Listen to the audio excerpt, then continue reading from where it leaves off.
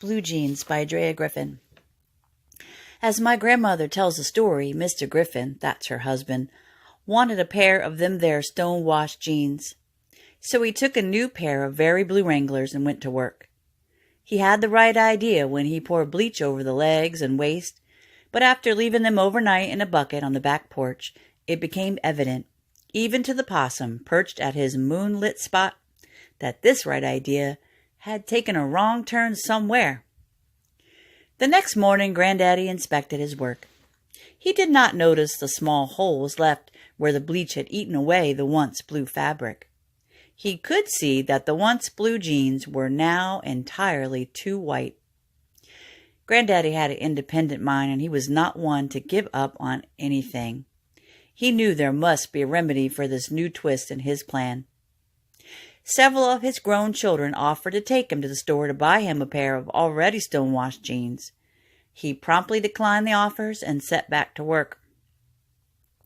It was business as usual inside the house. Grandma was making chicken and dumplings, and the smell was bubbling over into the living room, where empty stomachs contented themselves with iced tea.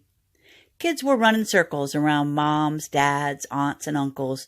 The TV was tuned to the 700 Club, and Pat Robertson's lips moved the Lord's Prayer while 1-800 numbers flashed on the screen.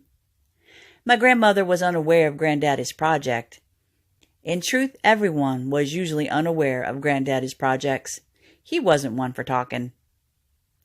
Later on, he asked my aunt to drive him to the store for some paint, and she was happy to do so. Just figured he had room or a piece of furniture to paint. He picked out a can of pastel blue wall paint and bought some turpentine, too. I wasn't in the car for that trip, but somehow I can just see or maybe feel just how happy Granddaddy was holding that paint can in his lap. It's always that way when we hold a solution to a problem in our hands. After the car pulls into the driveway, Granddaddy heads around back with his purchase, and my aunt heads in the house to eat and visit. It's not until the next day that the fruit of Granddaddy's labor can be seen. The once blue, now bleached white jeans have been painted blue again. Not any blue, mind you, but a perfect pale blue. The kind of blue that can be seen while standing in a cornfield. My Granddaddy is very pleased with this color. He hangs up the pants on the clothesline to dry. A while later he returns to that clothesline to fetch his blue jeans.